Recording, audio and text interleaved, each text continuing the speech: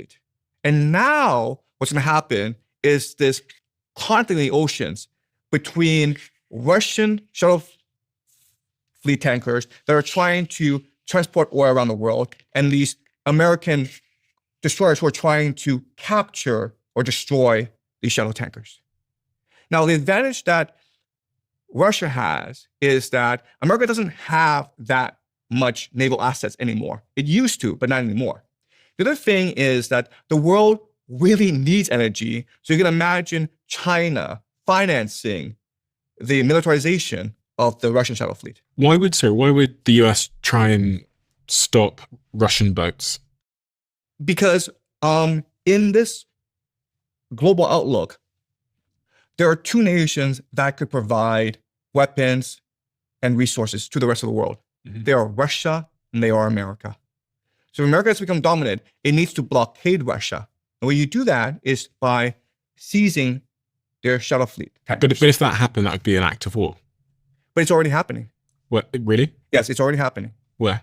Iranian tankers have been seized by the Americans, and tankers are being seized in the Caribbean as well by the American Navy. Whose tankers? I believe they are Russian tankers.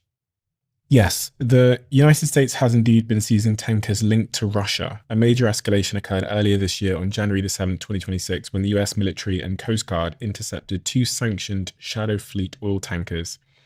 While one was seized directly in the Caribbean, the other involved a dramatic chase that started in the Caribbean and ended in the North Atlantic. US forces captured this sanctioned tanker during a pre-dawn raid directly in the Caribbean Sea. The US military described it as stateless sanctioned dark fleet vessel, which was engaged in illicit activities. These seizures are part of Operation Southern Spear, a strict enforcement of the US embargo on Venezuelan oil exports. Both vessels were targeted for violating US sanctions by transporting illicit crude oil linked to Venezuela, as well as Iran and Hezbollah. And as you point out, this is an act of war. So those were ships that didn't have a country linked to them directly. That's why they're called shuttle fleet tankers. Okay. Yes. But they're essentially Russian.